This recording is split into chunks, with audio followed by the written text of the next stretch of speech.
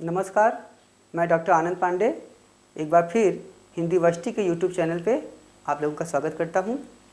मित्रों, अभी तक हम लोग पैलियोलिथिक हिस्ट्री की बात कर रहे थे और अभी तक हम लोगों ने पैलियोलिथिक हिस्ट्री, उसके साइट्स, उसके मेन फीचर्स आदि की चर्चा किए। अब आज से हम लोग मेसोलिथिक कल्चर को देखेंगे। मेसोलिथिक कल्चर की बात करेंगे, मध्य पाषाण काल या मेसोलिथिक कल्चर।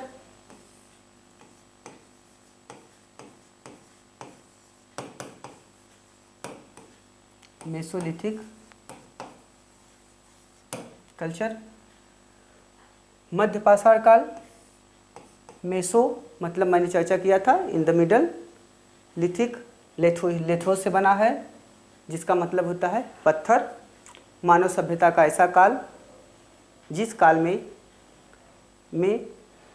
मानव ने पत्थर के औजार और पत्थर के औजारों के आधार पे मानवीय इतिहास की संरचना करने का प्रयास किया जाता है। चूँकि यह मिडिल है तो इसका मतलब ये हो गया कि यह पुरा पाषाण काल और नव पाषाण काल के बीच की कड़ी है, तो दोनों के मध्य का है। तो मध्य का ऐसा क्षेत्र या मध्य का ऐसा काल, मानव इतिहास के मध्य का ऐसा जीवन शैली, उनकी ऐसी सामाजिक संरचना जिसका स्रोत या जिसका साक्ष्य पाषाण उपकरण या पत्थर हों, उन्हें हम मेसोलिथिक कहते हैं। तो मेसोलिथिक कल्चर यहाँ से स्टार्ट होता है। मेसोलिथिक कल्चर मध्य पाषाण काल शब्द का पहली बार प्रयोग हार्डर वेस्ट्राफ ने किया है। हार्डर वेस्ट्राफ, मध्य पाषाण काल शब्द का पहली बार प्रयोग हार्डर वेस्ट्राफ ने किया है, क्योंकि प्रारंभिक दौर में माना जाता था कि मध्य पाषाण काल जैसी कोई कालक्रम या कोई युग नहीं रहा था। लेकिन जब फ्रांस का एक स्थान है मास द अजिल, फ्रांस का एक स्थान है मास द अजिल, मास द अजिल से पहली बार जॉन इवांस ने वहाँ पे जब एक्सकवेशन कराया, वहाँ पे खुदाई कराई, तो उस एक्सकवेशन के बाद कुछ ऐसे उपकरण प्राप्त हुए जो उपकरण प्रारंभिक मानव, पैलियोलिथिक मानव की अपेक्षाकृत अधिक समुन्नत, अधिक बहुपयोगी, अधिक शार्प थे। जबकि नव पाषाण काल में जो उपकरण प्राप्त हुए हैं, जो टूल्स प्राप्त हुए, उनकी अपेक्षाकृत अभी उनका लेवल उतना अच्छा नहीं था।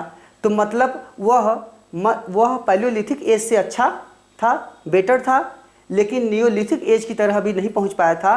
तो इसी दोनों के मध्य की कड़ी होने के कारण इसे मध्य पाषाण काल को या मेसोलिथिक कल्चर को हम दोनों सभ्यताओं या दोनों संस्कृतियों के मध्य, दोनों कालों के मध्य एक संक्रमण काल मानते हैं। तो जो मेसोलिथिक है आपका, यह एक प्रकार से ट्रांजिशनल फेज है, एक प्रकार से ट्रांजिशनल एज है between Palaeolithic and Neolithic culture.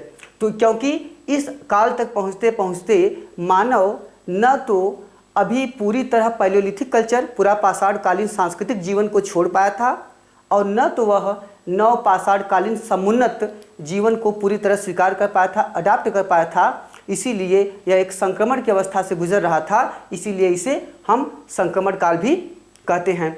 इस शब्द का पहली बार प्रयोग, मेसोलिथिक कल्चर का प्रयोग हार्डर वेस्ट्राफ ने किया, जबकि इसका मुख्य जो क्षेत्र है जहाँ से इसके प्राथमिक साक्ष्य प्राप्त होते हैं वह फ्रांस में स्थित है मास द अजिल। इसकी खुदाई का श्रेय है जॉन इवांस को। जॉन इवांस, तो जॉन इवांस ने यहाँ पे एक्सकवेशन कराया। इसके बाद विश्व में मध्य पाषाण काल की संकल्पना आती है। मध्य का पाषाण काल का सामान्य जो समय है वह मैंने पहले कहा था, क्योंकि जनरलाइजेशन के आधार पे हम इसको निर्धारित करेंगे, जबकि पूरे विश्व में एक टाइम फेज ऐसा नहीं है जिसमें हर जगह मेसोलिथिक कल्चर आ गया हो। तो हम जनरलाइजेशन के आधार पर मानते हैं कि विश्व परिप्रेक्ष्य में लगभग 10,000 ईसा पूर्व BC से लेकर 8000 BC अथवा सामान्यतः 4-5 हजार BC तक इसका कालक्रम रहा होगा।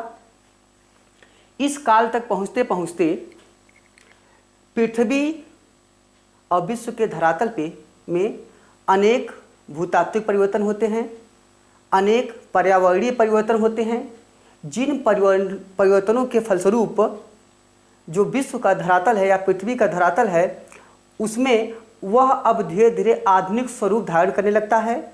इस काल तक पहुँचते पहुँचते घास आदि के मैदानों का विस्तार होता है, जिसके फलस्वरूप छोटे छोटे जीव जंतुओं का उद्भव होता है, जैसे खरगोश, भेड़, बकरी, गाय, भैंस आदि। तो इनके अनुकूल धरातल में परिवर्तन होता है, और जब छोटे जानवरों का उद्भव होता है और जो धरातल है वह आधुनिक स्वरूप धारण करने लगता है, तो निश्चित तौर से छोटे जानवरों के शिकार के लिए, क्योंकि अभी भी इनकी जो लाइफ स्टाइल थी वह बेसिकली अभी भी शिकार या आखेट पर थी, तो ये अभी भी हंटरिंग और फूड गैदरिंग पर ही निर्भर थे। इसीलिए छोटे जानवरों के शिकार के लिए अब इन्हें छोटे औजारों की आवश्यकता पड़ी। जब छोटे औजारों की आवश्यकता पड़ी तो इन्होंने बहुत छोटे छोटे औजार बनाए जो औजार इस काल में प्राप्त होते हैं वे 6-6 इंच तक छोटे मिलते हैं, जबकि इसके पहले जो प्राप्त होते थे वो बड़े बड़े औजार होते थे, भद्दे होते थे, बेडौल होते थे, उनका समानुपातिक आधार ठीक नहीं होता था। इसीलिए क्योंकि तत्कालीन मानव बड़े बड़े पत्थर की सहायता से या उनके औजारों की सहायता से बड़े बड़े जानवरों का शिकार करता था, जिसे हम कहते हैं बिग गेम हंटिंग। लेकिन इस काल में छोटे जानवरों की शिकार की आवश्यकता पड़ी तो मानव ने क्या किया, छोटे छोटे औजार बनाना शुरू किया, जिसे कहते हैं माइक्रोलिथ। तो छोटे छोटे उपकरण जो बनाए गए उन्हें कहा गया माइक्रोलिथ। आपसे पूछा सकता है कि माइक्रोलिथ क्या है।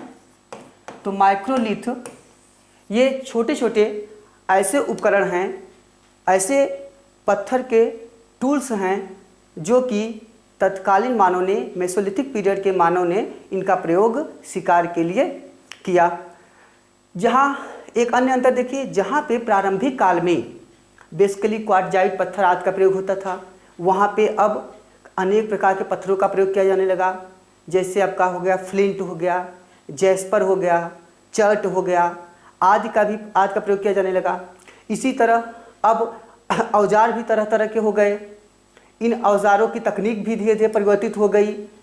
तो अब इस काल तक मानव जीवन शैली में अनेक परिवर्तन हो गए थे। अब आइए भारत में, जहाँ तक भारत का कंसर्न है तो भारत में मेसोलिथिक पीरियड मध्य पाषाण काल के जो प्रारंभिक अवशेष प्राप्त हुए हैं वह C.L. कार्लाइल को प्राप्त हुआ। C.L. कार्लाइल ने कहाँ से प्राप्त किया था? विंध्य घाटी के क्षेत्रों से।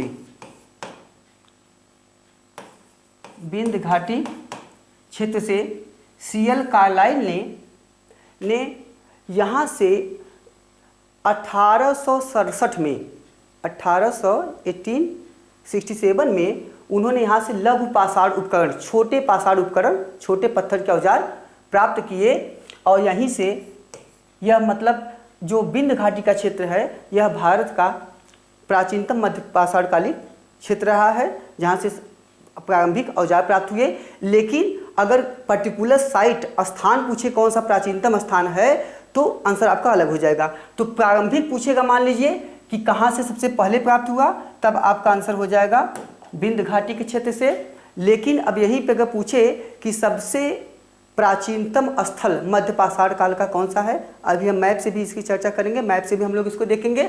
तो सबसे पहले देखिए, जहाँ तक भारतीय स्थलों की बात है तो प्रारंभिक खोज विंध्य घाटी के क्षेत्र से किया गया, C.L. कार्लाइल के द्वारा किया गया। लेकिन जो सबसे प्राचीनतम क्षेत्र है वह कौन सा है? वह है आपका सरायनाहर, महदहा और दमदमा। समझिएगा, एक क्षेत्र ये हो गया। दूसरा महत्वपूर्ण आपका है आदमगढ़,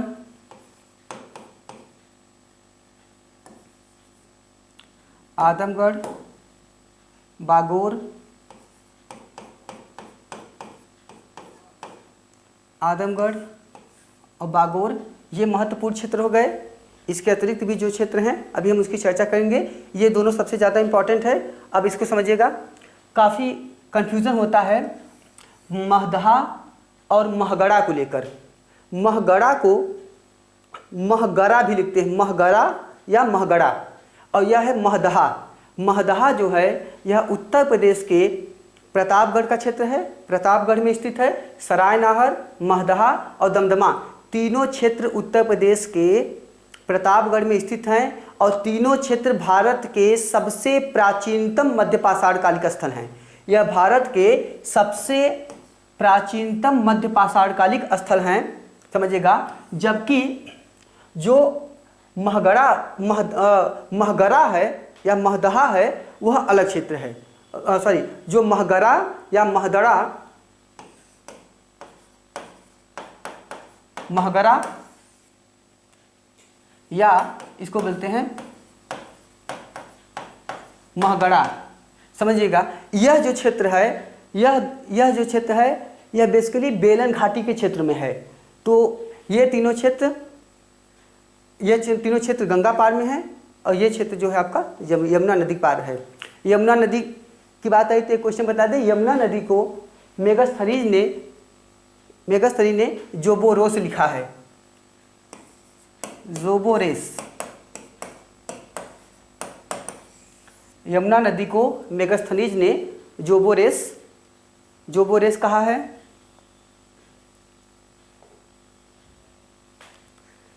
ठीक है, अब समझिएगा।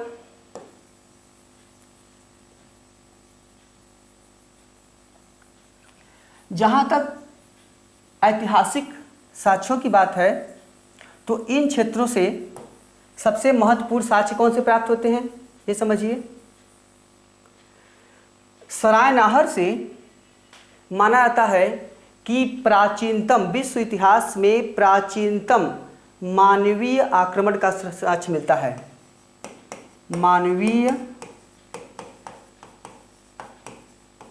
आक्रमण, तो यहाँ से मानवीय आक्रमण के प्राचीनतम साक्ष्य मिलते हैं।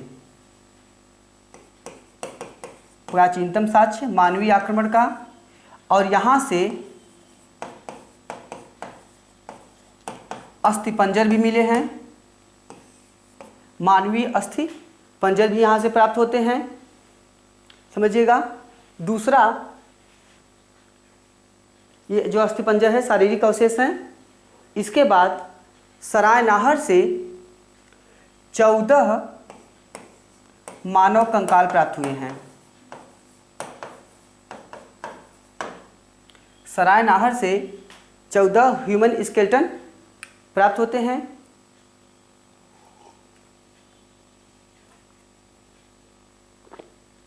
जबकि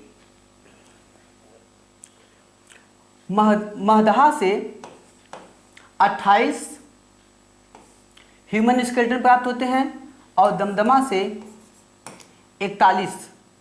समझिएगा, क्वेश्चन आ सकता है कि निम्नलिखित में कौन सा मध्यपाषाण कालिक स्थल है जहां से 41 मानव कंकाल प्राप्त हुए हैं, या जहां से 28 मानव कंकाल प्राप्त हुए, या जहां से 14। तो जब 14 पूछे तो सरायनाहर, 28 पूछे तो महदहा, और अगर 41 पूछे तो दमदमा। इसी तरह एक जो मिर्जापुर का एक क्षेत्र है जिसको बोलते हैं लेखैया। लेखैया से 17 मानव कंकाल प्राप्त हुए हैं। लेखैया से 17 मानव कंकाल प्राप्त होते हैं। एक और क्वेश्चन देखते हैं जो इंपॉर्टेंट हो सकता है आपके।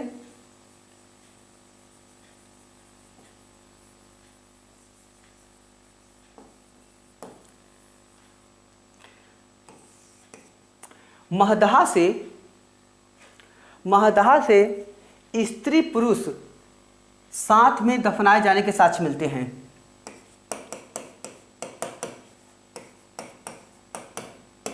स्त्री पुरुष साथ दफनाए जाने के साक्ष्य का मतलब है युगल समाधान।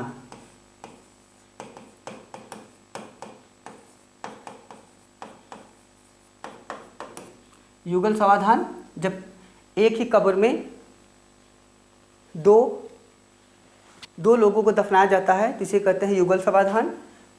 तो महदहा से युगल समाधान के साक्ष्य मिलते हैं। अब थोड़ा सा यहाँ पे और समझिएगा कि अगर महदहा से युगल समाधान मिले हैं स्त्री पुरुष दफनाने के, इसके साथ ही साथ कई अन्य ऐसे स्थल हैं जहाँ से युगल समाधान मिलते हैं, लेकिन उनका समय अलग अलग है। तो उनको समझना इसलिए इम्पॉर्टेंट है क्योंकि अगर आपका कंसेप्ट क्लियर नहीं रहेगा तो क्या होता है कि जब एग्ज़ाम में आपको जो भी चीज़ पहले स्ट्राइक करती है आप उसी पे टिक कर जाते हैं और गलत हो जाता है। तो समझिएगा, अगर मान लीजिए, देखिए ये तो आपका मध्य पाषाण कालिक स्थल है महदहा, जहाँ से स्त्री पुरुष के समाधान मिले हैं युगल समाधान। इसके बाद कहाँ कहाँ मिलते हैं? बुर्जहोम से भी युगल समाधान मिला है, लेकिन समझिएगा ये किसका है? मालिक और कुत्ता का।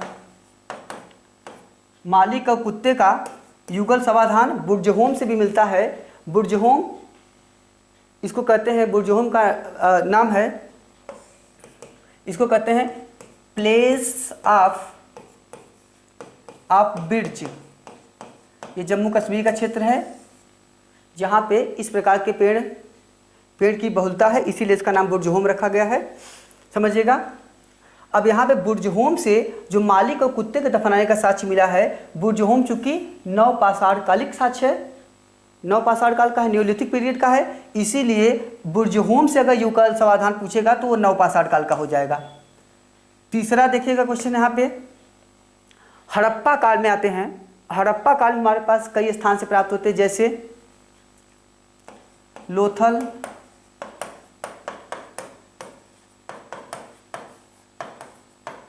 कालीबंगा,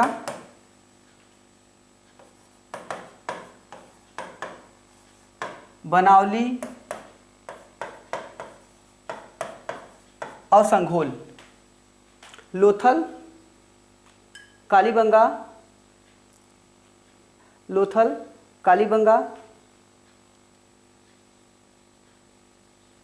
कालीबंगा, सॉरी यहाँ एक मिनट, बनावली से नहीं मिलता है, बनावली से जो होता है अग्निकुंड मिला है सभी। लोथल से मिलता है, कालीबंगा से मिलता है और रोपड़ से मिलता है। ठीक है, रोपड़ मतलब रूपनगर, यहाँ से भी मालिक के साथ कुत्ते दफनाने का साक्ष्य मिला है। लोथल से व्यक्ति और बकरी को एक साथ दफनाने का साक्ष्य मिला है। समझिएगा, यहाँ से मालिक के साथ कुत्ते, यहाँ से बकरी के साथ मनुष्य का साक्ष्य मिला है। और एक अभी लेटेस्ट में मिला है, वर्तमान में जो हरियाणा के राखी गढ़ी से जो वर्तमान में बसंत शिंदे सर के द्वारा जो खुदाई एक्सकवेशन का कार्य हो रहा है, वहाँ से जो लेटेस्ट साक्ष्य मिला है एक, उसको कहते हैं कि यह युगल समाधान तो है राखी गढ़ी का, लेकिन यह प्रथम कपल स्केलेटन माना जाता है। तो यह माना जाता है कि यह पहला ऐसा साक्ष्य है, संभवतः यह या तो लवर्स के रहे होंगे या तो पति पत्नी के रहे होंगे। तो ये साक्ष्य मिलते हैं। हम आपको इसको मैप से दिखाएंगे क्योंकि ये ऐसा साक्ष्य है जो राखी गढ़ी से दो स्केलेटन एक साथ प्राप्त हुआ है। ये दोनों स्केलेटन एक दूसरे को देखते हुए हैं, तो ये दोनों स्केलेटन एक दूसरे को देखते हुए दफन किए गए हैं। तो ऐसा लगता है कि ये संभवतः कपल्स रहे होंगे, तो यह प्रथम कपल का साक्ष्य माना जाता है। तो आपका अगर आंसर समझिएगा कि अगर हड़प्पा काल में युगल समाधान पूछेगा तो यहाँ से होगा, अगर नवपाषाण काल में होगा तो यहाँ से होगा, और अगर मध्य पाषाण काल का पूछेगा तो आपका आंसर ये होगा। अब इसी तरह समझिए, साथ ही साथ महगड़ा से हमारे पास मृगसिंह के छल्ले मिलते हैं। महगड़ा से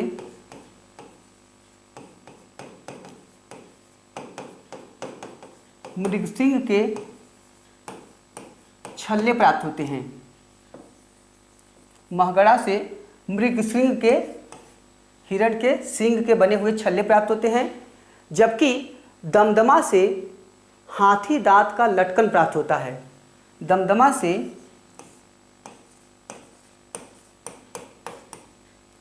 दमदमा से हाथी दांत का लटकन प्राप्त होता है। ठीक, अब इसी तरह एक दो और इंपॉर्टेंट आपको तथ्य देते हैं।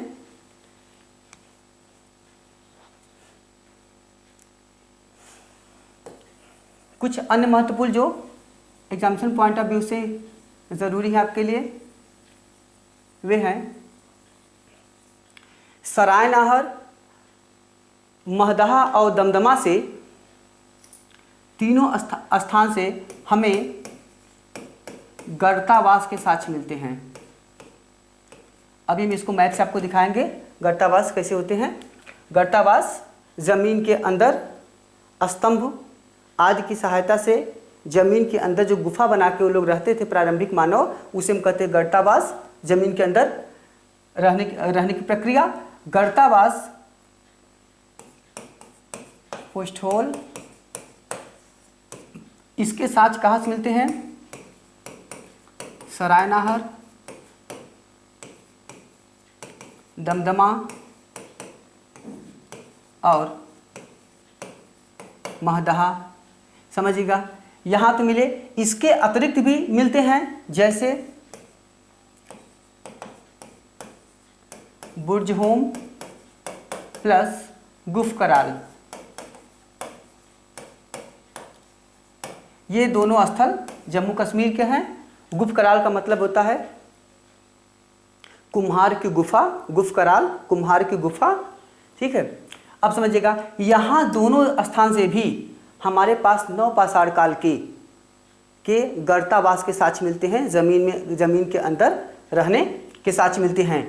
अब क्वेश्चन आपका हो सकता है कि पूछे निम्नलिखित में कहाँ से गर्तावास मिलते हैं। अगर सभी ऑप्शन है तो 1 2 3 4 कर सकते हैं, इनमें से आल कर सकते हैं। अगर ऐसा भी हो सकता है पूछे निम्नलिखित में से किस नवपाषाण कालिक स्थल से गर्तावास के साक्ष्य मिलते हैं, तो आंसर ये हो जाएगा बुर्जहोम और गुफकराल। और अगर यह मध्य पाषाण काल का पूछेगा तो आपका आंसर ये हो जाएगा। अगर केवल गर्तावास पूछेगा तो दोनों आंसर हो सकता है। तो आपको एग्जामिनेशन में ये ध्यान देना है कि किस काल का पूछ रहा है, क्योंकि प्रारंभिक जो आर्कियोलॉजिकल साइट्स हैं, जब तक आप उनको पूरी तरह नहीं जानेंगे, एक एक साइट्स किस काल से संबंधित है, वह पैलियोलिथिक का है कि अपर पैलियोलिथिक का है कि मिडिल पैलियोलिथिक का है कि नियोलिथिक का है कि मेसोलिथिक का है, फिर वहाँ से कौन से साक्ष्य मिलते हैं, तो इनका डिवीज़न और डिफ्रेंसिएशन पूरी तरह से आप इसको अच्छे तरह से कर लेंगे तो तभी आपका कंसेप्ट क्लियर होगा। तो आप जब आपका कंपेरेटिव पॉइंट ऑफ व्यू से पढ़ेंगे, जब कंपैरिजन करके पढ़ेंगे और कंपैरिजन के साथ फिर इनमें से अंतर स्थापित करेंगे, तो फिर आपका क्या होगा, कंसेप्ट इस संदर्भ में पूरी तरह से क्लियर हो जाएगा, तो आपसे गलती की संभावना कम रहेगी। तो एक तो आपका क्वेश्चन ये हो गया। दूसरा समझिएगा कि कहाँ कहाँ से गर्त चूल्हे मिलते हैं। ठीक है, समझिए, ये जो अब ये तो गर्तावास हमने पढ़ा है। अभी गर्तावास जमीन के अंदर रहने के लिए बनाई गई गुफाएं, और इन तीनों स्थानों से और साथ ही साथ गुजरात का एक स्थल है लंघनाज। इन तीनों स्थानों से साथ ही साथ गुजरात के स्थल लंघनाज से चारों जगह से हमारे पास गर्त चूल्हे के साक्ष्य मिलते हैं। मतलब है गर्त चूल्हा, मतलब जमीन के अंदर जो गुफा बनाई गई मानव जिसमें रहता था, वहाँ पे जो चूल्हे जलाने का साक्ष्य, चूल्हे का साक्ष्य मिला है, इसको बोलते हैं आप पिट हर्थ।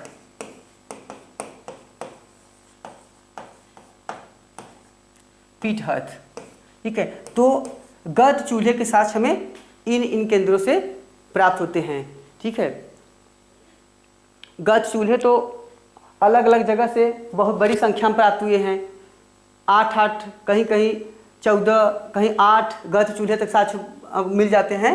तो बड़ी संख्या में इससे हमें पता चलता है कि जो तत्कालीन मानव था अब चूल्हे ले जलाता था, भले नियमित प्रयोग न करता हो। ठीक है, तो यहाँ से ये आपके महत्वपूर्ण हैं। अब इसके बाद आइए, इसके बाद जो अन्य महत्वपूर्ण तथ्य है वह है इस काल का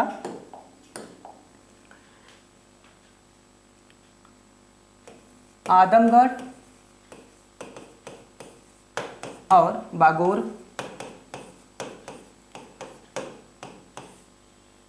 आदमगढ़ आपका मध्य प्रदेश में स्थित है, बागोर आपका राजस्थान में स्थित है। बागोर भारत में मध्य पाषाण काल का सबसे बड़ा स्थल है। सर्वाधिक विस्तृत स्थल, ठीक है। तो यह बागोर मध्य पाषाण काल का भारत में सबसे बड़ा स्थल है। जबकि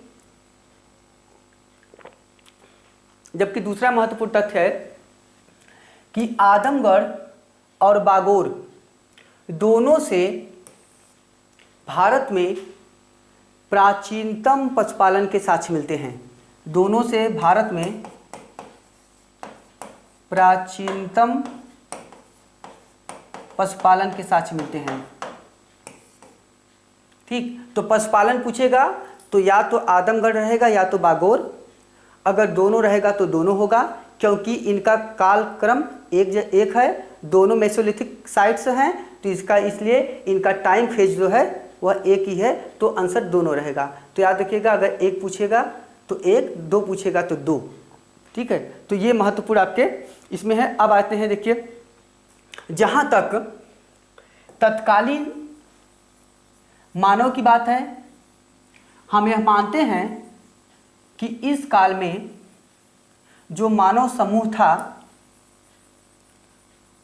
उसे हेमेटिक नेग्राइड कहते हैं। हेमेटिक नेग्राइड,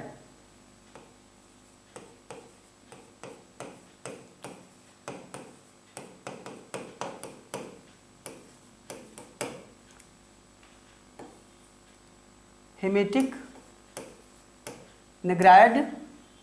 तो हेमेटिक नेग्राइड समूह का इस काल में मानव होता था, जो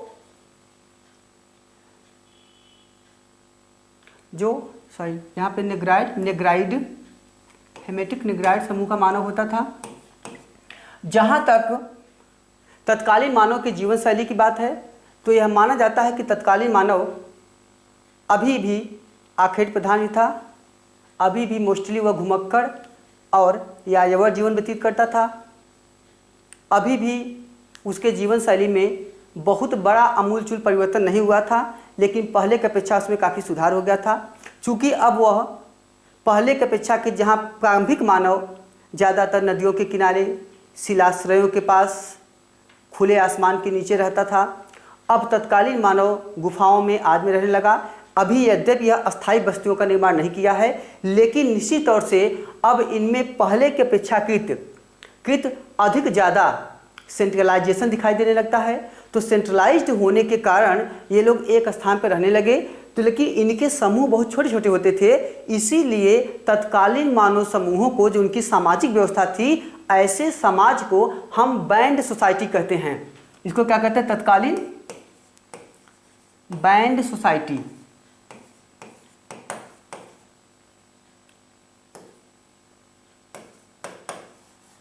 बैंड सोसाइटी।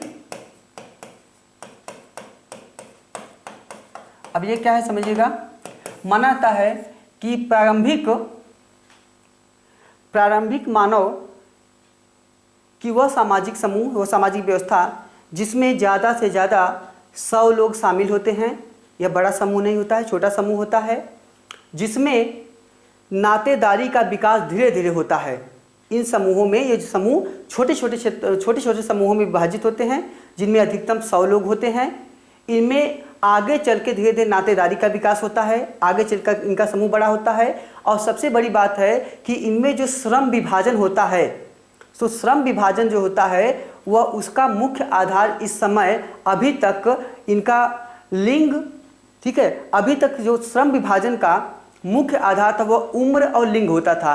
मतलब कोई मैस्कुलिन है, फेमिनिन है, तो कौन व्यक्ति क्या कार्य करेगा, कोई घरेलू कार्य करेगा या कौन शिकार करेगा, तो इन सबको निर्धारित बेसिकली उम्र और लिंग के आधार पर ही उस समय किया जाता है। तो अभी बहुत ज़्यादा सामाजिक संरचना का विकास नहीं हुआ था। यहाँ तक आपका मध्य पाषाण काल है, जिसका महत्वपूर्ण क्षेत्र और महत्वपूर्ण उपलब्धियों के बारे में हमने चर्चा किया। अब आते हैं हम लोग नियोलिथिक एज में। नियोलिथिक एज, अब नियोलिथिक कल्चर की बात करते हैं। Neolithic culture, neo is related to new, नया। Lithic is made of lithos, lithos से बना है। लिथिक का मतलब होता है स्टोन, तो पत्थर हो गया। कल्चर का मतलब होता है संस्कृति। कल्चर शब्द का पहली बार प्रयोग सीसरो ने अपने ग्रंथ टस्कुलम डिस्प्यूटेशंस में किया है। टस्कुलन डिस्प्यूटेशंस में किया है। अब आइए, संस्कृति किसी भी समाज के आंतरिक पक्ष, समाज की सोच, समाज की भावनाओं, समाज के अंतर आत्मा का प्रतिबिंब होता है। समाज की रहन सहन की पद्धति आदि को दर्शाता है। अगर सामान्य अर्थों में समझें तो संस्कृति व्यक्ति के शरीर में स्थित उसकी आत्मा को दर्शाता है, जबकि व्यक्ति का जो शरीर होता है और भौतिक होता है वह सभ्यता होता है। अब आइए, नियोलिथिक नियोलिथिक नियोलिथिक शब्द का पहली बार प्रयोग जॉन लुबाक ने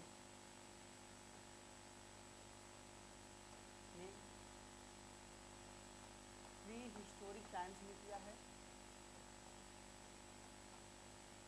pre historic times,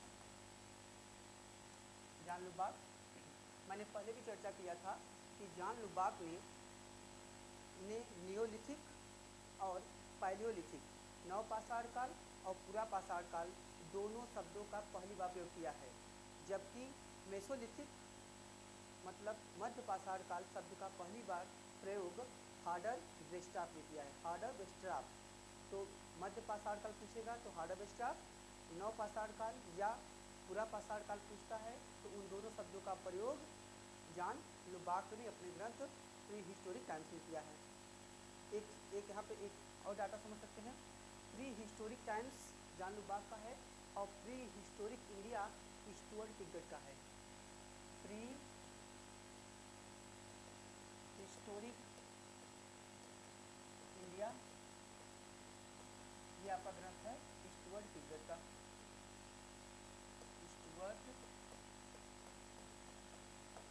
Stuart Piggott, ठीक।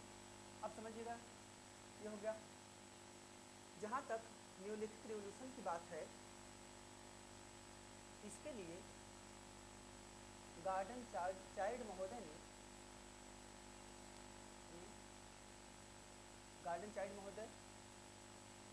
प्रारंभिक इतिहास के बहुत महत्वपूर्ण व्यक्तित्व हैं, जिन्होंने अनेक ग्रंथों की रचना किया, जैसे what happened in history. Garden child महोदय का ग्रंथ है, समझिएगा। गार्डन चाइल्ड महोदय का ग्रंथ है व्हाट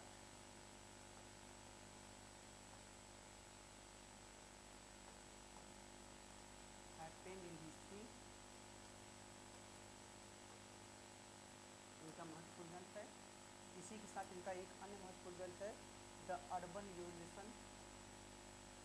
द अर्बन रिवोल्यूशन और the Aryans and many more, और इन्होंने अनेक ग्रंथ लिखे हैं। गार्डन चाइल्ड महोदय ने नियोलिथिक को नव पाषाणी क्रांति कहा है। इसके लिए नव पाषाणी क्रांति शब्द का प्रयोग किया है। अभी हम चर्चा करते हैं इसको डिटेल में, तो समझिएगा। नव पाषाण काल, नव पाषाण काल या नियोलिथिक शब्द का पहली बार प्रयोग पूछेगा तो आपका आंसर हो जाएगा जॉन लुबाक।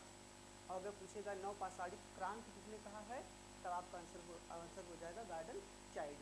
इन्होंने नवपाषाण को नवपाषाणकालिक या नवपाषाणिक क्रांति कहा है।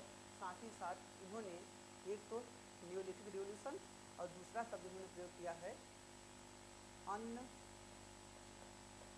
उत्पादक संस्कृति।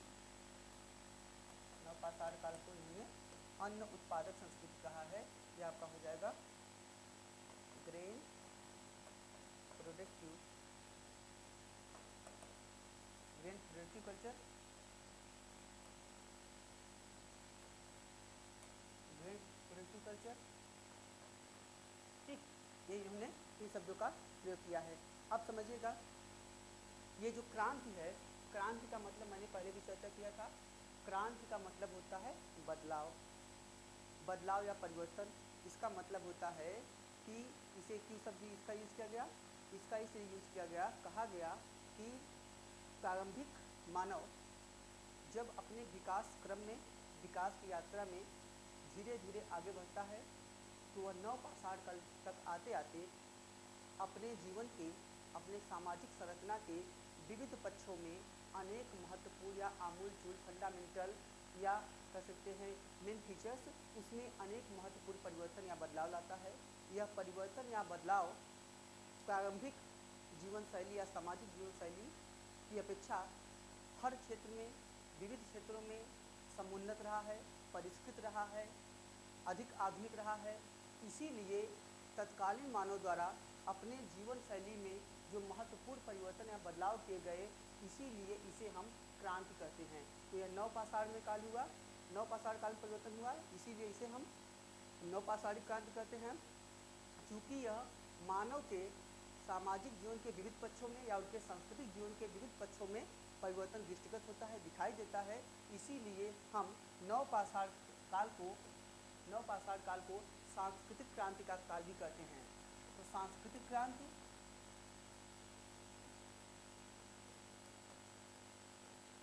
क्या आपका है, सांस्कृतिक क्रांति। कल्चरल रिवोल्यूशन समझिएगा, कल्चरल रिवोल्यूशन मतलब सांस्कृतिक क्षेत्रों में बदलाव। इन्हीं बदलावों के कारण नवपाषाण काल को हम सांस्कृतिक क्रांति का काल भी कहते हैं। अब जैसे वो बदलाव कौन कौन से हुए, एक और तथ्य देख लेते हैं। क्रांति का मतलब बदलाव होता है, और बेसिकली आप एक शब्द खूब सुनते हैं इंकलाब, इंकलाब या जिंदाबाद। इंकलाब शब्द का भी मतलब परिवर्तन होता है, परिवर्तन या बदलाव। इंकलाब शब्द का पहली बार प्रयोग मोहम्मद इकबाल ने, इंकलाब शब्द का पहली बार प्रयोग मोहम्मद इकबाल ने अपने ग्रंथ बंग ए दर्रा में किया है। किसमें किया है, बंग ए दर्रा में किया है। और जबकि इंकलाब को राजनीतिक नारों के रूप में इसका प्रयोग किया है भगत सिंह ने। इंकलाब जिंदाबाद अगर आएगा तो आंसर हो जाएगा भगत सिंह, और अगर इंकलाब शब्द पहली बार पूछेगा तो आंसर हो जाएगा मोहम्मद इकबाल। मोहम्मद इकबाल ने ही सारे जहाँ से अच्छा हिंदुस्तान हमारा भी लिखा है, आब मौज दरिया वो दिन है याद तुमको, उतरा तेरे किनारे जब कारवां हमारा, और सारे जहाँ से अच्छा हिंदुस्तान हमारा। इसका भी पहली बार प्रयोग किया है किसमें, तराना ए हिंद में। तराना ए हिंद में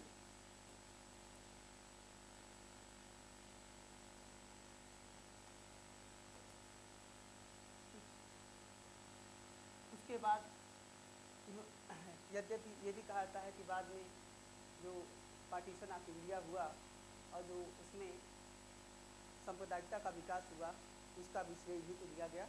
हम इसकी चर्चा बाद में करेंगे, फिलहाल भी यहाँ तक समझिएगा। तो यहाँ तक इसका मतलब हुआ कि सांस्कृतिक जीवन में परिवर्तन हुआ।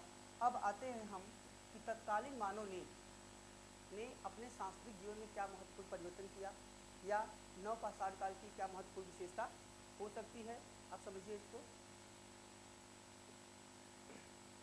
कहा जाता है नवपाषाण काल तक आते आते अब समय अगर देखना है, एक चीज़ और देख सकते हैं आप, नियोलिथिक का समय विश्व परिप्रेक्ष्य में लगभग 9-10 हज़ार BC तक जाता है, 9-10 हज़ार BC तक जाता है, जिसका मुख्य स्रोत क्या मानते हैं, हम मानते हैं अस्थायी कृषि, अस्थायी पशुपालन आदि। और चूँकि कृषि का जो साक्ष्य है सबसे प्राचीनतम मिला है आपका मिस्र के वाडी कुबानिया से मिला है। तो वाडी कुबानिया का समय लगभग 9000 BC तक माना जाता है। इसके बाद आपका जो नतूफियन संस्कृति है जो फिलिस्तीन के क्षेत्र में पड़ता है, तो यहाँ से भी हमारे पास लगभग 8-9 हज़ार BC के जेरिको से भी कृषि के प्राचीनतम साक्ष्य प्राप्त होते हैं। तो एक तो साक्ष्य आपका वाडी कुबानिया हो गया, दूसरा हो गया जेरिको। और अगर भारतीय परिप्रेक्ष्य में देखें तो हम अभी तक मानते थे कि सामान्यतः समय भारत में जो है वो नवपाषाण काल का लगभग 5 या 4 हज़ार BC तक है सामान्य समय, ठीक है। क्योंकि हम मानते थे कि भले ही मेहरगढ़ जो बलूचिस्तान पाकिस्तान में स्थित है से हमारे पास कृषि का स्रोत जो मिला लगभग 7000 ईसा पूर्व का भले मिला, या प्राचीनतम बस्ती का साक्ष्य जो 7000 BC में भले मिला, लेकिन उसके बावजूद भी व्यक्ति अस्थायी रूप से इनका प्रयोग लगभग 5000 ईसा पूर्व के आसपास या 4000 ईसा पूर्व के आसपास करना शुरू किया होगा। लेकिन अब चूँकि हमारे पास भी कृषि के प्राचीनतम स्रोत मिलने लगे हैं, जैसे कृषि के प्राचीनतम स्रोत लहुरा देव से जो मिले, जो कि उत्तर प्रदेश के संत कबीर नगर में स्थित है लहुरा देव, जहाँ से 8000 ईसा पूर्व के कृषि के साक्ष्य मिलते हैं। तो इसका मतलब होता है कि अब भारत में भी कृषि की शुरुआत लगभग उसी टाइम फ्रेज में लगभग हो रही है कमोबेश, जैसा कि विश्व परिप्रेक्ष्य में देखने को मिलता है। फिर भी तो अभी इसका समय और पीछे जा सकता है, भविष्य की खुदाइयों में इसमें बहुत सारे परिवर्तन भी अपेक्षित है। फिलहाल मोटे तौर पे इतना माना जा सकता है कि लगभग विश्व परिप्रेक्ष्य में नवपाषाण काल का समय 9-10 हज़ार ईसा पूर्व के बाद का है, और भारतीय परिप्रेक्ष्य में भी लगभग इसकी प्राचीनता अब 8000 ईसा पूर्व तक पहुँच गई है। फिर भी सामान्यीकरण के आधार पे अभी भी हम यह मानते हैं कि नवपाषाण काल विश्वव्यापी परिप्रेक्ष्य में सामान्य टाइम के रूप में, जनरलाइजेशन के रूप में 5-4 हज़ार ईसा पूर्व तक लगभग पूरे विश्व में व्याप्त हो गया था, ठीक है। तो अब इसको समझ सकते हैं। दूसरा, इस काल में मानव के सांस्कृतिक जीवन में क्या महत्वपूर्ण परिवर्तन हुआ। इस काल में मानव के सांस्कृतिक जीवन में सबसे बड़ा परिवर्तन ये हुआ कि मानव अब अस्थायी कृषि, अस्थायी कृषि की शुरुआत हो गई। कृषि की शुरुआत यद्यपि थोड़े बहुत मात्रा में शुरू हो गई थी, लेकिन नियमित कृषि कर सकते हैं, अस्थायी कृषि की शुरुआत या नियमित कृषि की शुरुआत इसी काल से मान सकते हैं। नियमित पशुपालन, यदि पशुपालन का प्राचीनतम साक्ष्य पूछेगा तो आपका हो जाएगा मध्यपाषाण काल में आदमगढ़ और बागोर भारत के साक्ष्य, और विश्व परिप्रेक्ष्य में आपके जेरिको से मिलते हैं। अब और समझिएगा, अगर प्राचीनतम भैंस पालन का साक्ष्य पूछेगा तो आपका आंसर हो जाएगा मेहरगढ़। प्राचीनतम हाथी पालन का साक्ष्य पूछेगा तो आपका आंसर हो जाएगा कश्मीर। तो नियमित कृषि की शुरुआत हुई, नियमित पशुपालन की शुरुआत हुई, अस्थायी बस्तियों की शुरुआत, अस्थायी बस्तियों की शुरुआत इस समय हुई। अगला जो महत्वपूर्ण परिवर्तन हुआ,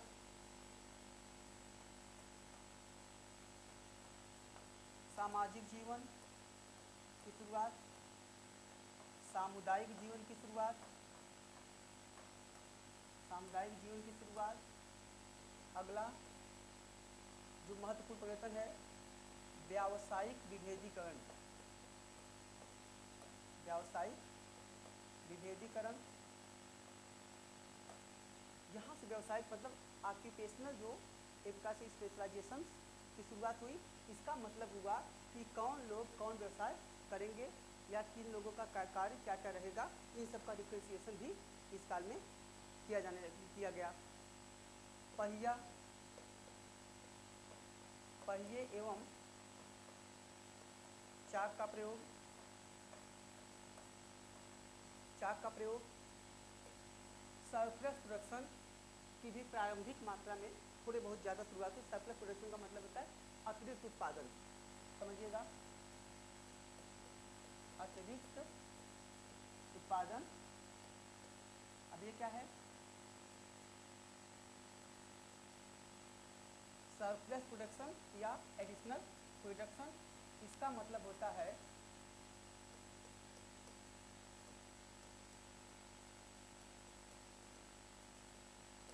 अपने उपभोग व्यय के अलावा जो भी चीज़, अपने उपभोग व्यय के अलावा जो भी वस्तु या चीज़ निवेश करने के लिए बचे या बेचने के लिए बचता है उसे हम कहते हैं सरप्लस प्रोडक्शन या अतिरिक्त उत्पादन। अतिरिक्त उत्पादन को आधार बनाकर ही कार्ल मार्क्स ने अपना महत्वपूर्ण विचार प्रस्तुत किया है। जो उनका आपका मोड ऑफ प्रोडक्शन की थ्योरी है उसमें उन्होंने सरप्लस प्रोडक्शन पे व्यापक चर्चा किया है। हम आगे इनकी चर्चा करेंगे। तो इसकी शुरुआत इसी काल में होती है और इसी काल में कोलार जो कर्नाटक में स्थित है, जो सोने की खान है, उसकी भी शुरुआत इसी काल से मानी जाती है। तो कुल मिला के इस काल में ये सब महत्वपूर्ण परिवर्तन होते हैं। इसी तरह व्यक्तिगत संपत्ति की अवधारणा का भी पहली बार विकास इसी काल में माना जाता है।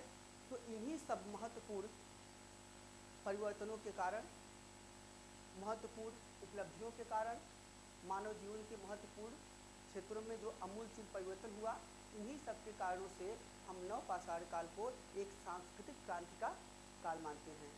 तो यहाँ तक आप ये कीजिएगा। जहाँ तक इसके क्षेत्रों की बात है,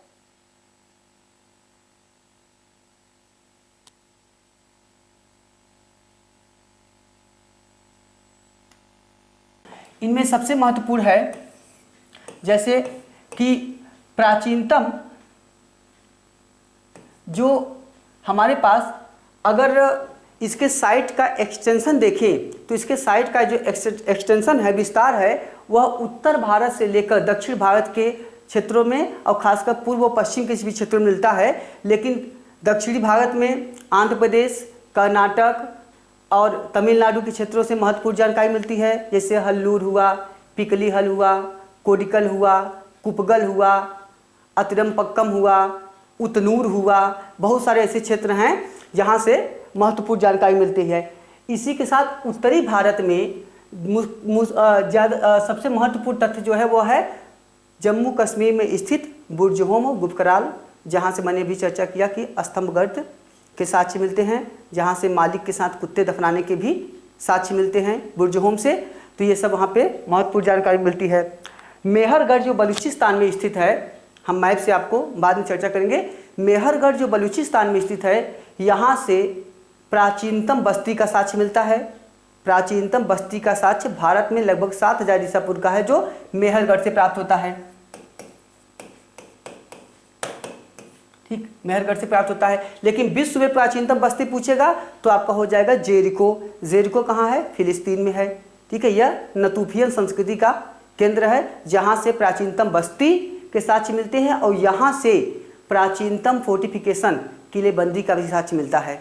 ठीक है, एक क्वेश्चन और बताते हैं, आया फोर्टिफिकेशन के साथ एक याद आया, फॉरेस्ट्रेशन। कहा जाता है कि राजस्थान के नरवा, गोविंदगढ़ और लैखवा से प्राचीनतम वृक्षारोपण के साक्ष्य मिलते हैं। से प्राचीनतम वृक्षारोपण, फॉरेस्टेशन के साक्ष्य प्राप्त होते हैं। तो मेहरगढ़ से प्राचीनतम बस्ती के साक्ष्य,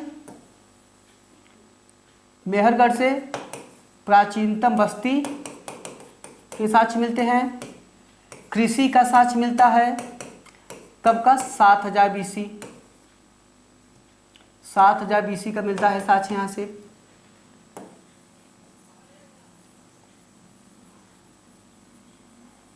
मेहरगढ़ से भैंस पालन का भी साक्ष्य मिलता है।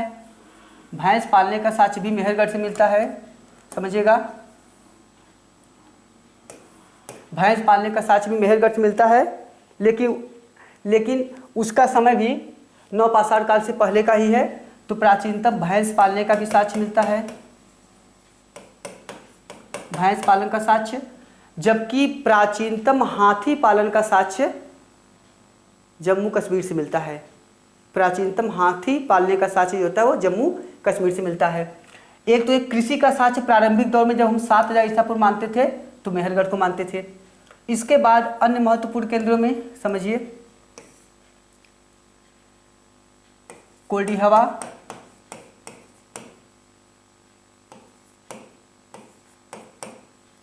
कोल्डी हवा, पंचोह, महगड़ा या महगरा, ठीक है, ये महत्वपूर्ण केंद्र हैं नवपाषाण काल के। कोल्डी हवा, ये तीनों मुख्यतः जो है बेलन घाटी के क्षेत्र हैं। यहाँ कोल्डी हवा से 6000 ईसा पूर्व 6000 BC के चावल का साक्ष्य मिला है। चावल का साक्ष्य यहाँ से मिला है, 6000 BC का है। इसी के साथ वह अभी जो लेटेस्ट साक्ष्य कृषि का मिला है वह मिला है आपका संत कबीर नगर में स्थित लहुरा देव, इसे कहते हैं जगदीशपुर, इसे कहते हैं जगदीशपुर। यहाँ से लगभग 8000 ईसा पूर्व का चावल का साक्ष्य मिलता है। तो यह भारत में कृषि का वर्तमान में प्राचीनतम स्रोत है। यह भारत में कृषि का वर्तमान में प्राचीनतम स्रोत है।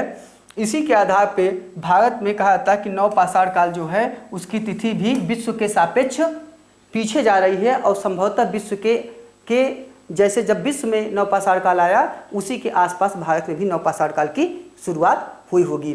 तो ये आपके नवपाषाण काल के महत्वपूर्ण केंद्र हैं। साथ ही साथ तो आपको यहाँ से ये बताना है, कोल्डी हवा हो गया, मेहरगढ़ हो गया, आपका लहुरा देव हो गया, और दूसरा समझिएगा कि इसी काल में मानव ने पहली बार चाक और पहिए का प्रयोग करना शुरू किया। चाक और पहिए का प्रयोग करना शुरू किया। नवपाषाण काल में मानव ने चाक और पहिए का भी प्रयोग करना शुरू कर दिया। इसी काल का एक अन्य जगह है, महत्वपूर्ण है, वह है बिहार में स्थित चिरांद। चिरांद से हड्डी के सर्वाधिक उपकरण मिलते हैं। चिरांद से हड्डी के सर्वाधिक उपकरण मिलते हैं। तो ये आपका आंसर हो गया चिरांद। कर्नाटक में स्थित एक जगह है पिकलीहल, यहां से शंख का ढेर मिलता है। पिकलीहल से यहां से शंख का ढेर मिलता है। अब समझिएगा ये तो हो गए आपके नवपाषाण काल की महत्वपूर्ण विशेषता। अब समझिए एक अन्य महत्वपूर्ण तथ्य, कहा जाता है कि भारत में भी अगर देखा जाए कि नवपाषाणी क्रांति क्या एक साथ पूरे भारत में आई थी, तो इस संदर्भ में भी विद्वानों में मतैक्यता नहीं है। क्योंकि हम देखते हैं कि जिस समय उत्तर भारत में तत्कालीन मानव आधुनिक जीवन, अस्थायी बस्तियों का निवास करके, अस्थायी बस्तियों का निर्माण करके अस्थायी जीवन, अस्थायी सामाजिक जीवन व्यतीत कर रहा है। अस्थायी कृषि का विकास हो गया, अन्न उत्पादक सरप्लस प्रोडक्शन की शुरुआत हो गई, तो यहाँ व्यवसायिक विभेदीकरण की शुरुआत हो गई। तो तत्कालीन जहाँ मानव समुन्नत जीवन, आधुनिक जीवन शैली का धीरे धीरे प्रयोग करने लगा। लेकिन अभी इस समय भी दक्षिण भारत अपेक्षाकृत उत्तर भारत से कमज़ोर था। अपेक्षाकृत अभी उसका उतना समुन्नत विकास नहीं हुआ। अब भी वर्तमान समय तक जब उत्तर भारत में नवपाषाण काल का दौर चल रहा था, तो दक्षिण भारत में अब भी चरवाही संस्कृति का विकास हो रहा था। चरवाही संस्कृति इसको बोलते हैं शेफर्ड कल्चर। शेफर्ड कल्चर, ठीक है। अब यहाँ पे चरवाही संस्कृति कैसे है, इसका साथ कैसे पता चलता है। दक्षिण भारत में आंध्र प्रदेश में स्थित एक जगह है आपका उतनूर, कर्नाटक का है कोडिकल, कुपगल, अन्य अनेक क्षेत्र ऐसे हैं जहाँ से हमारे पास एस माउंट्स के साक्ष्य मिलते हैं। एस माउंट्स, ये आपकी सिविल में पूछा गया क्वेश्चन है, यूजीसी में पूछा है। एस माउंट्स क्या होते हैं, इसको बोलते हैं हम एस टीला। ये आपका है एस माउंट्स, समझिएगा। एस माउंट्स क्या होते हैं, एस टीला, इसको ऐसे समझिए, एस टीला। ऐसे क्षेत्र, दक्षिण भारत के ऐसे क्षेत्र जहाँ पे तत्कालीन मानव अपने पशुओं को बांधता था, कुछ समय तक जहाँ पशु बांधता था, तो उसके बाद उस पशुओं द्वारा उच्छिष्ट पदार्थ जैसे उनके मलमूत्र, गोबर, और जिस बाड़े को बना के, वेदिका को बना के, वो बाउंड्री बना के जिसमें वो लोग बांस बल्ली आदि बांध कर वो लोग वहाँ पे पशुओं को बांधते थे, रखते थे। कुछ समय बाद क्या होता था कि वो जितने भी उसके द्वारा पशुओं द्वारा प्रयोग किए गए उच्छिष्ट पदार्थ थे, मलमूत्र, गोबर आदि और जो बाड़े थे, सबको मिला के वो लोग एक जगह रख के जला देते थे। जब उसको जला देते थे तो जलाने के बाद वो दूसरी जगह चले जाते थे। तो जब उसको जला देते थे तो वहाँ पे बहुत बड़े बड़े राख के ढेर प्राप्त होते थे, राख के ढेर हो गए जगह जगह पे, तो इसे कहा गया एस माउंट्स। तो इससे पता चलता है कि तत्कालीन मानव अभी भी घुमक्कड़ और यायावर जीवन व्यतीत कर रहा था। यह पूरी तरह से उत्तर भारत की तरह अस्थायी कृषि व्यवस्था, अस्थायी बस्तियों का निर्माण, अस्थायी सामाजिक जीवन तक अभी नहीं पहुंच पाया था। यह अभी भी चरवाही संस्कृति ही व्यतीत कर रहा था। तो इस प्रकार यहाँ पे शेफर्ड कल्चर का ही अभी भी विकास हो रहा था, ठीक है। तो इस तरह कहा जा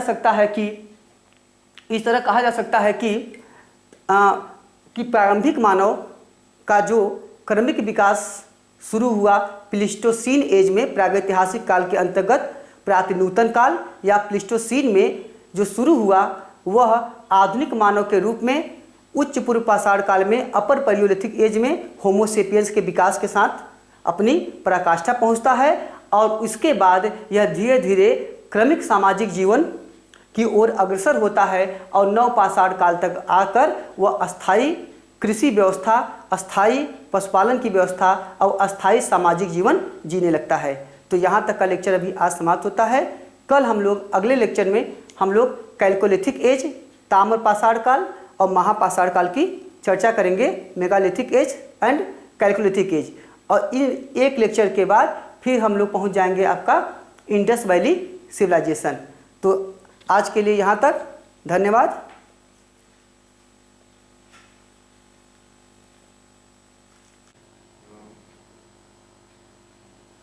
बाय मैप अगर देखा जाए तो मेसोलिथिक पीरियड के जो महत्वपूर्ण भारतीय साइट्स हैं उनमें उनको आप इस तरह भी देख सकते हैं। जैसे बागोर, हमने पहले चर्चा किया कि बागोर और आदमगढ़ आपका मध्य प्रदेश में है और बागोर राजस्थान में है। दोनों स्थानों से प्राचीनतम पशुपालन के साक्ष्य मिले हैं। तो यहाँ से आप इसको देख सकते हैं। सराय नाहर, महदहा, दमदमा, बगईखोर और लेखैया, ये सभी जो स्थल हैं आपके उत्तर प्रदेश के स्थल हैं, जिनमें सराय नाहर, महदहा और दमदमा मध्य पाषाण काल मेसोलिथिक पीरियड के प्राचीनतम सबसे ओल्डेस्ट साइट्स हैं पूरे भारत में। यहाँ से हमने पहले भी चर्चा किया, यहाँ से बहुत सारे आपके पीठ हथ्स के साक्ष्य मिलते हैं, गर्त स्तंभ के भी साक्ष्य मिलते हैं, बहुत सारे स्केल्टन मिलते हैं। तो वो स्केल्टन भी आपको, जैसे सराय नाहर से 14 स्केल्टन मिला है, आपका महदहा से 28 स्केल्टन मिला है, दमदमा से 41 स्केल्टन में प्राप्त होते हैं, लेखैया से 17 स्केलेटन मिलते हैं। तो इन सभी स्थानों से, फिर सराय नाहर से एक महत्वपूर्ण क्वेश्चन है, सराय नाहर से मानवीय आक्रमण के प्राचीनतम स्रोत मिलते हैं। तो आप थ्रू मैप भी बहुत सारे फैक्ट को क्लियर कर सकते हैं। इसी तरह लंगनाज है, गुजरात में स्थित है, जहाँ से बहुत सारे मध्य पाषाणकालिक उपकरण टूल्स प्राप्त होते हैं। इसी तरह आपका दक्षिण भारत में स्थित है टेरी, यहाँ से भी मध्य पाषाण काल के हमारे पास अनेक महत्वपूर्ण साक्ष्य प्राप्त होते हैं। ठीक है, इसी तरह यहाँ देखिए महदहा से आपके युगल समाधान के साक्ष्य प्राप्त होते हैं। और हमने अन्य भी युगल समाधान की चर्चा किया था कि कहाँ कहाँ से प्राप्त होते हैं। कुछ साइट्स जो हैं आपके हड़प्पा काल के हैं, तो उन सब की चर्चा हम अभी आगे आपको करेंगे। अब इसके बाद समझिए, अब जहाँ तक नियोलिथिक साइट्स की बात है, देखिए ये आपका अभी तो मेसोलिथिक है, अब आइए थोड़ा नियोलिथिक साइट्स की बात है। नियोलिथिक साइट्स में मुख्यतः देखते हैं 9 पाषाणकालिक साक्ष्य। पहला देखिए, एक है अककुद्रुक। तो जो यह साइट है, यह आपका मुख्यतः अफगानिस्तान में स्थित है। यहाँ का महत्वपूर्ण साक्ष्य है मेहरगढ़ आपका बलूचिस्तान पाकिस्तान का हिस्सा है, जहाँ से प्राचीनतम नहीं है क्योंकि अब तो लहुरा देव को मानते हैं। तो यहाँ से 7000 ईसा पूर्व के एग्रीकल्चर कृषि के साक्ष्य, साथ ही साथ भारत में प्राचीनतम बस्ती के साक्ष्य, भारत में भैंस पालने का प्राचीनतम साक्ष्य आपको मेहरगढ़ से प्राप्त होता है। मेहरगढ़ से बस्ती, जीवन की रहन सहन की शैली, उनके ड्यूलिंग सिस्टम के बारे में भी महत्वपूर्ण जानकारी आपको प्राप्त होती है। अगला समझिएगा, अगर भारत में पूछे प्राचीनतम अस्थायी जीवन या बस्ती के साक्ष्य, तब भी आपका आंसर मेहरगढ़ ही होगा। इसी तरह आइए, हमने चर्चा किया बुर्जहोम और गुफकराल की। ये दोनों स्थल जम्मू कश्मीर में स्थित है और दोनों ही स्थल से अनेक महत्वपूर्ण साक्ष्य प्राप्त होते हैं। सबसे महत्वपूर्ण है गढ़तावास के साक्ष्य। बुर्जहोम से मालिक के साथ कुत्ता दफनाने का साक्ष्य प्राप्त हुआ है। जबकि इसके बाद हमने चर्चा किया था, अगर हड़प्पा काल में जाएं तो लोथल से हमें युगल समाधान मिलता है। इसके बाद राखी गढ़ी से युगल समाधान मिलता है, जिसे जो प्रथम कपल स्केलेटन माना जाता है।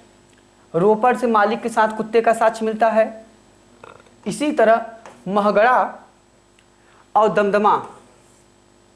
महदहा और दमदमा से भी हमारे पास ऐसे युगल समाधान के साक्ष्य मिलते हैं। इनमें दमदमा में एक कब्र में 3 लोगों को दफनाया गया है, दमदमा और महदहा में। लेकिन समझिएगा कि यह जो आपका महदहा और दमदमा है, ये मेसोलिथिक का है। ये दोनों साइट्स मेसोलिथिक पीरियड के हैं, जबकि लोथल, राखीगढ़ी, रोपड़ के जो साइट्स हैं, ये सभी आपके हड़प्पा काल के हैं। और उसके बाद आपका बुर्जहोम और गुफकराल का जो साइट्स है, वो आपका नियोलिथिक पीरियड का है। तो मतलब आप इसी के साथ मैप के साथ अनेक चीज़ों को डिफ्रेंशिएट भी करके याद कर सकते हैं, अपने कंसेप्ट क्लियर कर सकते हैं। अब अगला समझिएगा, महगड़ा जो है ये आपका था महदहा और दमदमा प्रतापगढ़ का। महगड़ा है आपका इलाहाबाद में स्थित स्थल है, जहाँ ये यमुना पार का क्षेत्र है। हमने चर्चा किया था कि यमुना नदी को मेगास्थनीज ने जेबोरेस कहा है, जेबोरेस।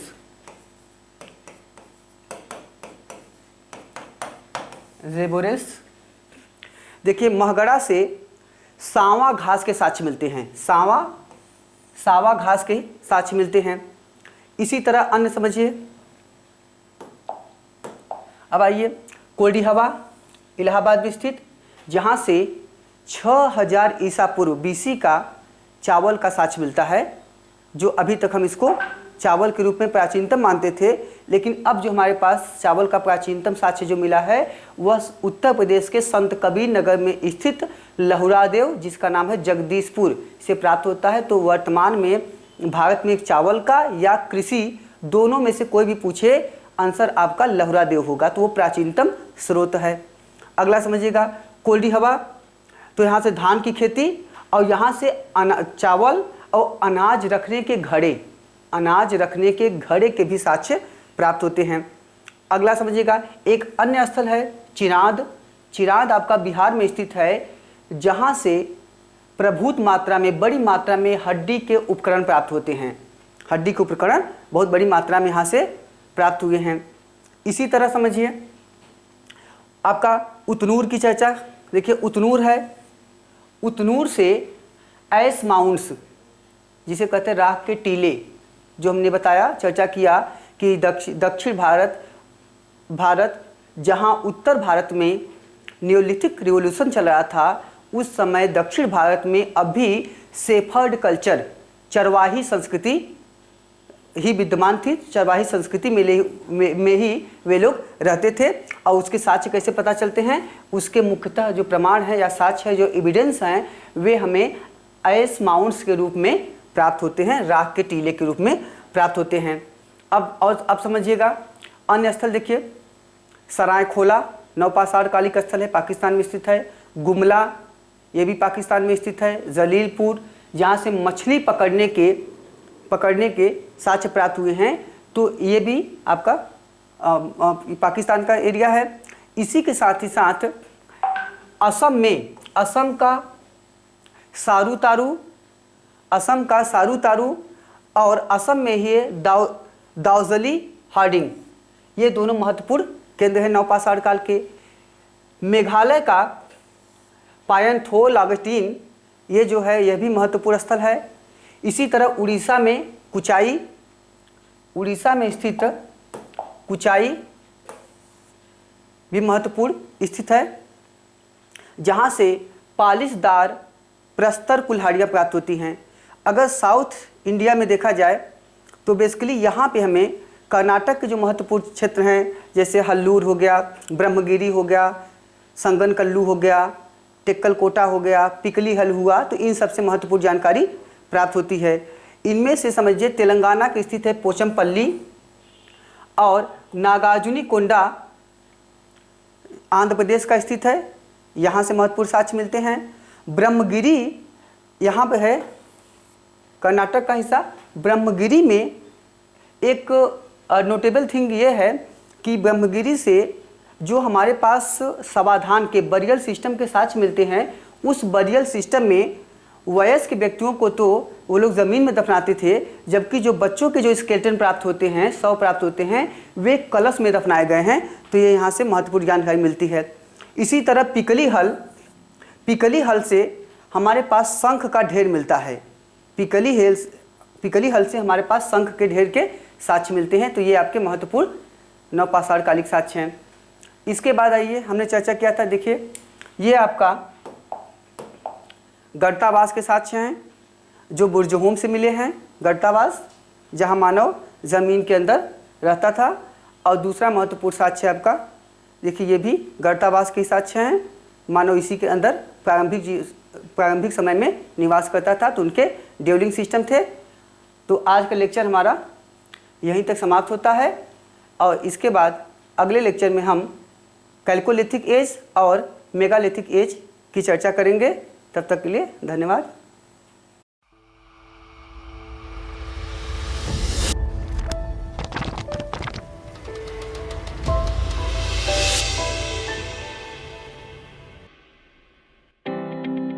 क्या आप चाहते हैं घर बैठे ऑनलाइन तैयारी? तो देर ना करें, जल्द ही ज्वाइन करें डॉक्टर अंसारी सर और उनकी टीम के कुशल मार्गदर्शन में हिंदीवर्सिटी की ऑनलाइन क्लासेस, जहां आप कर पाएंगे ISPCS, ARO, RO, UPSSC, UGC net, PGT, TGT, assistant professor और वनडे एग्जाम की पूरी तैयारी with high definition video quality. अब ऑफलाइन क्लासरूम का एहसास पाएं घर बैठे अपने फोन पर। आज ही सब्सक्राइब करें हमारे YouTube चैनल हिंदीवर्सिटी को। अधिक जानकारी के लिए संपर्क करें।